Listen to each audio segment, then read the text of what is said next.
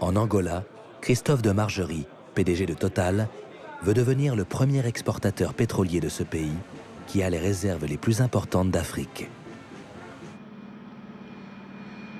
Au Niger, c'est l'uranium qu'il faut défendre.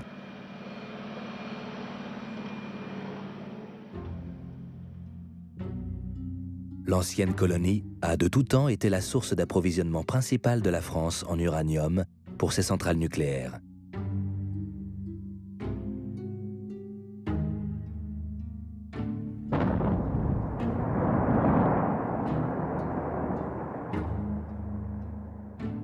Mais en 2007, le président du Niger veut profiter du redémarrage mondial de l'industrie nucléaire pour exiger une hausse des tarifs de vente du minerai d'uranium et une renégociation de la concession de la mine d'Imouraren, destinée à devenir la plus importante au monde.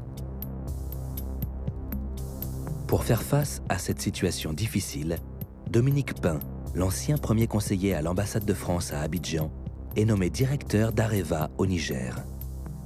Au cours de négociations tendues, le président nigérien menace. Vous voulez pas céder sur mes revendications, je ne vous donne pas Imouraren, je le donne aux Chinois. Jamais Tandja ne serait comporté comme ça il y a ne serait-ce 10 ans. Parce qu'il y avait toujours cette relation privilégiée avec la France. Les négociations piétinent. Dominique Pain est expulsé du pays.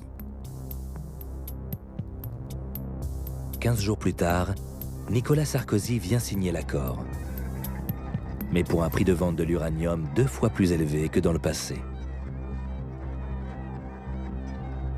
Au fond, Mamadou le sait bien, qu'est-ce que je veux faire pour la France?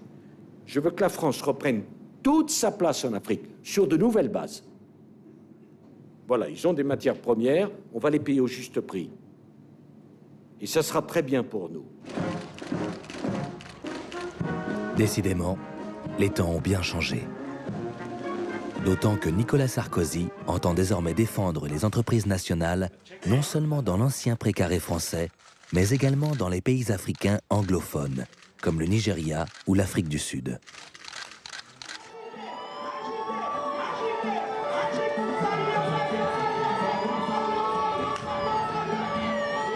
Et le Gabon, ancien allié privilégié de la France.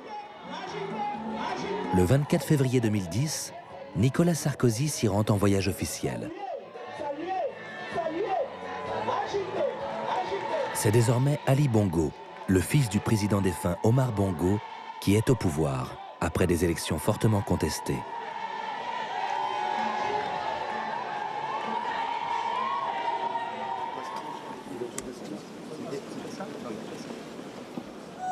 Sur les murs de la salle, 50 ans d'histoire france-africaine.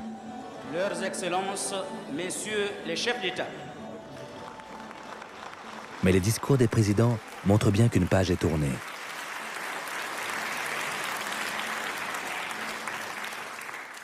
Ce président, vous et moi, ignorons le contenu réel de ce qui est communément et confusément appelé France-Afrique. Mais nous assumons courageusement cet héritage historique, riche aussi bien d'aspects positifs que négatifs. C'est dire que l'heure est venue de faire émerger un réel partenariat gagnant-gagnant à la mesure des aspirations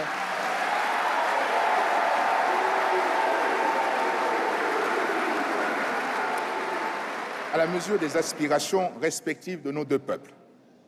Je n'appartiens pas à la génération de la colonisation. Je n'en ai donc pas les réseaux, mais je n'en ai pas non plus les complexes. C'est donc un nouveau contrat que je suis venu vous proposer. Un nouveau contrat basé sur une relation décomplexée. La France-Afrique est donc moribonde. Mais pour autant, n'y a-t-il plus de réseau à l'œuvre dans la relation entre la France et ses anciennes colonies? Pas si simple. Le 31 octobre 2009, François Stéphanie se rend au Gabon en avion privé. Il est le grand maître de la GLNF, la Grande Loge nationale française. une des deux plus importantes obédiences maçonniques françaises avec le Grand Orient. La Grande Loge du Gabon vient d'élire un nouveau grand maître en remplacement de feu El Hadj Omar Bongo Ondimba. Et ils ont organisé une tenue de Grande Loge à l'occasion de laquelle on procède à l'investiture, c'est-à-dire à l'installation suivant une cérémonie rituelle. Et c'est la Grande Loge nationale française, en tant que loge mère de la Grande Loge du Gabon, qui a le privilège d'installer ce nouveau grand maître. C'est pour ça que j'y vais avec mes officiers installateurs.